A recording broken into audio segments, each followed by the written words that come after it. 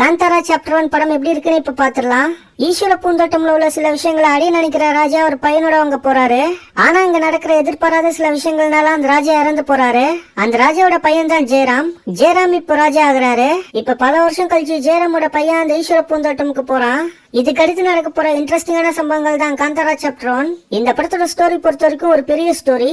இதை எக்ஸ்பிளைன் பண்ணி முடிக்கிறதே கஷ்டம். சோ நான் ஸ்டார்டிங்ல உள்ள சில நிமிஷங்களை தான் ஸ்டோரியா சொல்லியிருக்கேன். எனக்கு இந்த படம் ரொம்ப பிடிச்சது.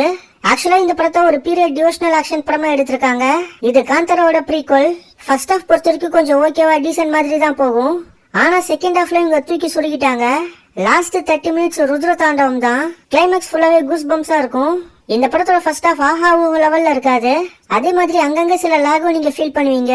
ஆனா அந்த லாஸ்ட் 30 மினிட்ஸோட ஆக்ட் உங்களுக்கு எல்லாத்தையும் மறக்க வச்சு இதுதான்டா படம்ங்கிற ஒரு ஃபீலை கொடுக்கும். ரிஷப் செட்டி பெர்ஃபார்மன்ஸ்ல கலக்கிட்டாரு. திரும்பவும் இவர் இந்த படத்துக்காக எக்கச்சக்கமான அவார்ட்ஸ் வாங்க சான்சஸ் இருக்கு.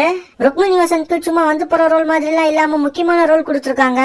அத அவங்க நல்லாவும் நடிச்சிருக்காங்க. பேக்ரவுண்ட் ஸ்கோர், மேக்கிங் ரெண்டுமே இந்த படத்தோட ஒரு பெரிய ஹைலைட்டா சொல்லலாம்.